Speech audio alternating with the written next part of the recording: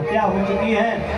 पता चला कि मेरी पत्नी जो है नारद जी के पास है, वहाँ से अपनी पत्नी और अपने बालक को लेकर के आया। और जैसे ही अपने बालक को लेकर के आया, पूछा तेरा क्या नाम है? तो इस बालक ने कहा मेरा नाम प्रहलाद है। हिरण्यकश्यप प्रसन्न हो गया कि कम से कम मेरे वंश को चलाने वाला तो आ गया। बड़ा सुंदर है तो बालक, और तू मुझे बहुत संस्कारी लग रहा है। तो प्रहलाद कहता है मैं कहाँ सुंदर हूँ, मेरे प्रभु तो अत्यंत सुंदर है, मेरे प्रभु तो करुणामयी है। हिरण्यकश्यप ने कहा तेरे प्रभु कौन है? तो कह दिया मेरे प्रभु नारायण है, विष्णु। और ज्यों ही विष्णु भगवान का नाम लिया, हिरण्यकश्यप को क्रोध आ गया। देखो बेटा, ये जो नारायण है, जो विष्णु है, ये हमारा शत्रु है, आज के बाद इसका नाम मत लेना।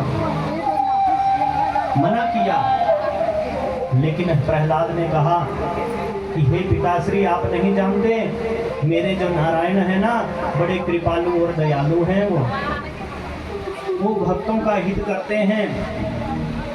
मेरे प्रभु किसी से द्वेष नहीं करते, मेरे प्रभु का कोई शत्रु नहीं है, मेरे प्रभु तो करुणामयी हैं।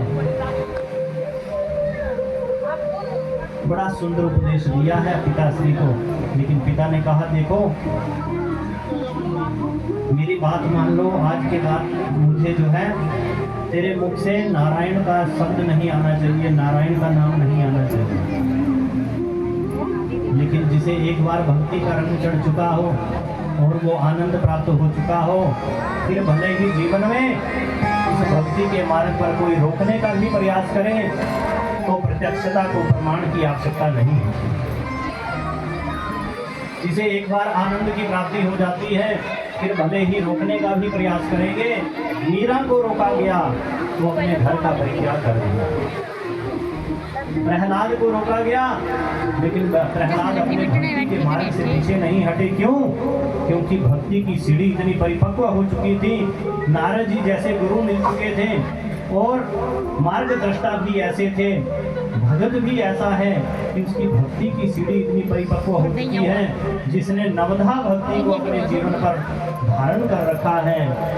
श्रवणम कीर्तनम विष्णु स्मरणम पाद सेवनम अर्चनम वंदनम दास्यम सख्य आत्मा निवेदनम।